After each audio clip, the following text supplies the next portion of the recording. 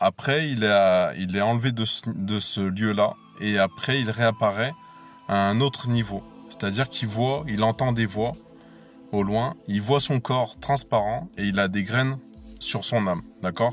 Il a des graines dans son âme.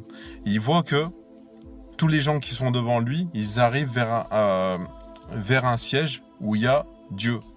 Et il entend à chaque fois un cri, une espèce de porte sur sa droite, parce que devant lui, c'est sur sa droite. Il arrive, il entend des cris qui hurlent comme ça dans l'enfer. Une porte s'ouvre et il voit des feux, des cris, et voilà. Et il entend, avant que la porte s'ouvre comme ça, de l'enfer, il entend dire, il a dit en fait, en gros, je te repulse, hors de ma vue. Voilà, c'est ça le mot. Il dit hors de ma vue. Hors de ma vue, la porte s'ouvre, il entend le cri, la personne, son âme elle est en enfer, d'accord?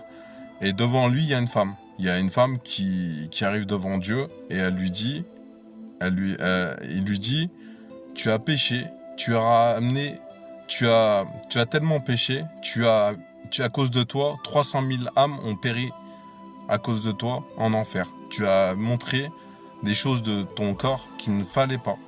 Et du coup, il entend le cri de la femme.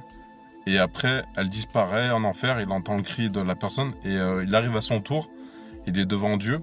Et en fait, ce jeune homme-là, en fait, il a prié pendant 2-3 jours avant pour rencontrer Dieu. Et en fait, il a rencontré Dieu parce qu'il l'a demandé au plus profond de son âme. Et en fait, dans le combat qu'il a mené devant Dieu, enfin pas un combat, pardon, c'est l'importance de pardonner vos péchés.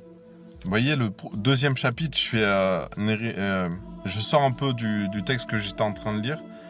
C'est marqué « Portez à mon peuple la joie, consolez mes enfants, proclamez le salut de Dieu, le rachat et le pardon des péchés. » Voilà.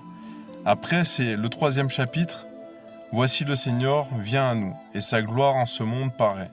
Sa parole nous est donnée pour nos pas, et la lumière à jamais. » Vous voyez, en fait, c'est que le deuxième chapitre, pour moi, franchement, c'est un des plus importants ce que j'ai lu, parce que le troisième, il faut...